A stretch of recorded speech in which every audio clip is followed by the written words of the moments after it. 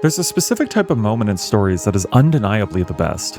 When a character makes a decision, and the protagonist suffers serious, permanent consequences as a result. That moment of realization is what I live for. It's impactful, it's emotional, it pulls me into the character's world, and makes me care about them. It makes me actually feel for them. But there's a specific creative decision in Invincible Season 4 that had this opportunity and just kind of let me down. Conquest, the series' most serious villain to date, returns and threatens Mark's girlfriend and brother, and for those who don't know, Mark is the protagonist.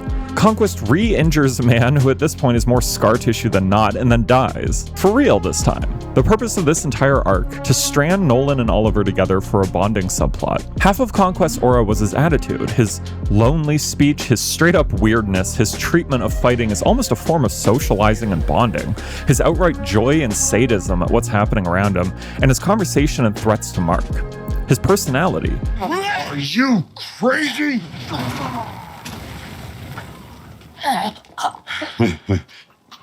You think I'm gonna give you a chance to surrender? I am having the time of my life here. Despite that, on his return, they inexplicably decide to have him muted for more than half the fight. And to be clear, I know a lot of this is from the comics and all that sort of stuff, but I've never read the comics, so I'm going to ignore that and just kind of focus on what I've seen from the TV show.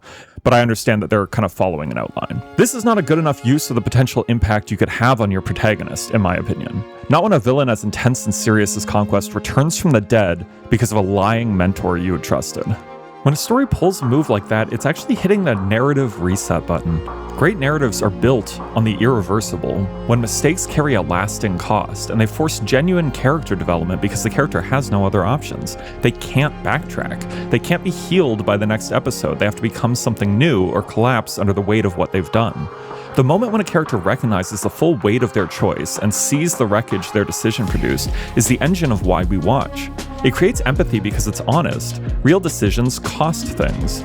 Stories that reflect that earn something most modern television is actively losing, the sense that what you're watching is real enough to matter.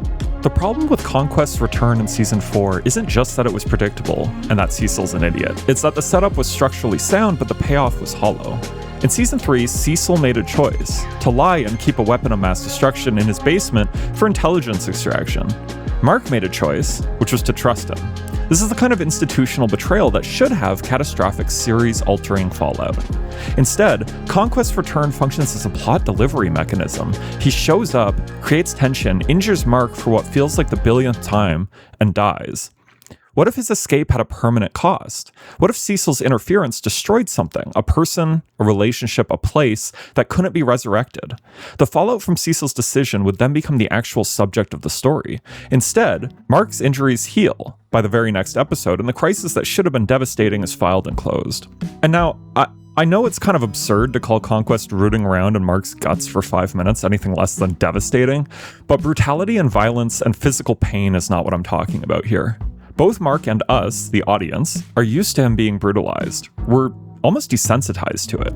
Conquest didn't need to survive through the rest of the show. I just wish he'd had more of a character-shaping impact on Mark to justify his return from the dead, and hammer home just how monumentally stupid Cecil's decision was. Any damage Conquest managed to do would reflect onto Mark's relationship with Cecil, but Conquest didn't manage to do much past beating Mark's ass again. By the time Mark is healed, and Conquest is dead, again, the only difference is Nolan and Oliver's relationship being repaired. The show replaced consequences with a temporary inconvenience. The choice became meaningless, and so did the moment of realization when Mark is first shaken to see Conquest has returned again. And now I want to be clear too, this is not an argument for mandatory grimdark. The goal for me is not that everyone dies in a ditch and nothing is ever okay ever again. The argument is much simpler. What happens has to actually mean something. A great example of this is actually Attack on Titan Season 1, which really hooked me in, and it's worth understanding exactly how. During the expedition beyond the walls, Eren faces a choice. Transform and fight the female Titan that's pursuing them, or trust his comrades and keep moving. His captain doesn't issue him an order, he puts the full weight on Eren. Make the choice you'll regret the least. Eren makes a perfectly reasonable human decision, and he trusts them. What follows is one of the most precisely engineered sequences in modern anime. One by one, Eren is forced to watch his comrades systematically killed. The show doesn't cut away, it doesn't soften the frame, it keeps Eren inside the moment until the full cost of his decision is irrefutable. I remember my heart stopping alongside Eren as I watched the first one get slaughtered, and then another, and another. Feeling the weight of his decision bearing down on him does an enormous amount of work to make the moment unforgettably intense and despondent. His trust does not reconstitute itself. That wound doesn't close, it warps everything that grows around it for the rest of the series and significantly shapes his character. That scene would lose so much impact if by the end of the episode they showed the entirety of Levi's squad standing around in bandages going, "Man, I'm glad we're okay. Good thing, we'll be fine." This approach is a large part of why I fell in love with the show. Sometimes the mechanism isn't a catastrophic decision, it's a chain. End of Breaking Bad. Walt is cornered. He makes one phone call. He contacts Jack's gang and orders a hit. It's a panicked survivalist decision made in 30 seconds of desperation, and you are pulled and immersed into Walt's insurmountable panic as he first notices Jack's cars pulling up and realizes what's about to happen. That single call produces Hank's death and the complete structural collapse of Walt's empire. It's one of the most intense pieces of television history, and he does not get to take it back. Arcane runs the same mechanics. Powder, wanting to help, uses her makeshift bomb against Vi's instructions. Vander dies, their friends die. Vi looks at the wreckage and the bodies and rejects her sister. It's not just a villain origin story, it's the direct, irreversible output of choices made in a moment of desperation. There is no reset button, and the consequences are the story. Game of Thrones is a show that built its first season entirely on a single premise. Honor is not a shield. If you make the wrong choice, you pay the full price. Ned Stark is the vehicle for that lesson. He makes a series of choices driven by his moral code. He trusts Littlefinger, he warns Cersei, and he chooses truth over survival. A version of Ned that plays the game, that builds quiet alliances and moves on Cersei first, doesn't end up on a scaffold. But that Ned isn't Ned. His choices are an expression of a character who cannot separate his morals from his tactics. The show is honest about what that costs him. His execution wasn't a twist for shock value, it was the logical output of every decision he made in King's Landing. What made the later seasons feel hollow is that the fundamental contract was quietly abandoned. Characters began making choices with no permanent cost, the show stopped believing in its own mechanism. Let the choices build and follow the logic where it leads. Writing permanent consequences is really difficult. It requires a willingness to destroy something you spent months or maybe years building.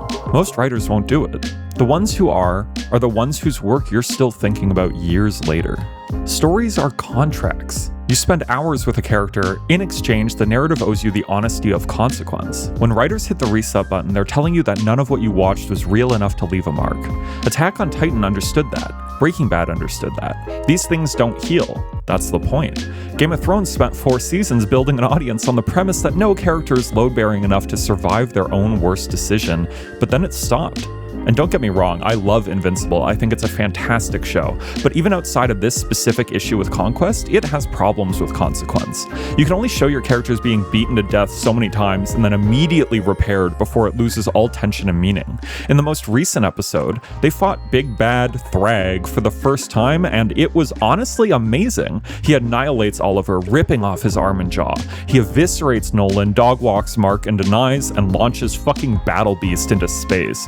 But then at the very end of the episode, every single one of those characters is completely fine and rescued and healed off camera. Despite the Viltrumites outnumbering them, knowing they were coming, planning a sneak attack and completely obliterating the heroes, the only lasting consequence to the heroes was Thetis. To me, this undercuts the severity and emotional impact of what should be very serious fights. This should have been like Levi's squad. Don't protect your characters from themselves. Let the thing they broke stay broken. Consequence is what makes your characters' decisions have meaning. It's what gives the audience tension. When I know a show isn't willing to affect serious, irreversible consequences, that's when I start to check out, because what the characters do no longer matters. The stories that stay with us aren't the ones where the protagonists recover easily. They're the ones where the cost of recovery was higher than anyone expected, and where the writer had the conviction to make them pay it in full.